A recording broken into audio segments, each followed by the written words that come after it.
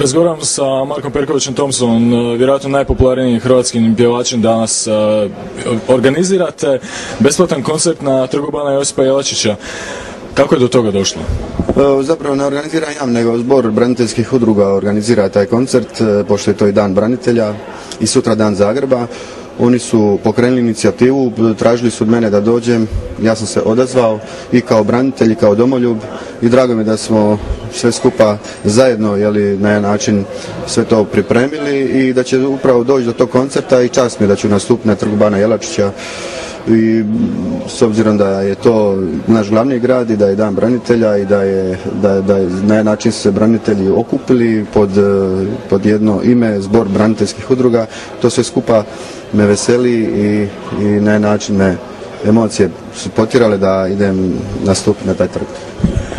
U medijima se jako često sada provlači cijela priča o turneji po Austriji i drugim zemljama koja konstantno upada u probleme.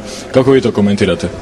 A slušajte, to su stvar najviše organizatora. Organizatori su ti koji moraju osigurati i ono sve što treba za jedan koncert, međutim problemi stižu bez nekakvih, po meni, suludih i banalnih razloga. Mi smo održali koncert u Stuttgartu, podržat ćemo sad koncert u Švicarskoj zbog nekog prostora koji nije bio adekvatan da primi toliko ljudi, oni su ga morali prebaciti. Što se tiče sama Austrije, pošto je Europsko prvenstvo, čudi me da su rekli da je razlog zapravo bojaz od huligana. Kako će onda organizirati Europsko prvenstvo kad se boje huligana? Tako da sve to malo je smiješno i prozirno, ali treba to prihvatiti kao činjenicu.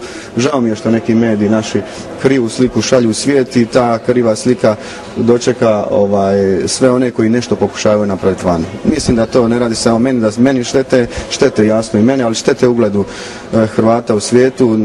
Možete samo zamisliti kad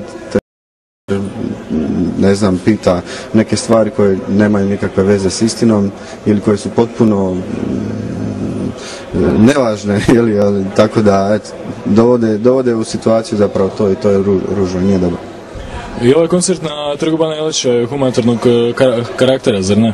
Je, tako je, humanitarnog karaktera. Sad su tu oni iznijeli točno na koji način će se to napraviti, ali ostaje jedna tajna, na koncertu samo ćemo mi to izvesti na jedan način kako mi to znamo.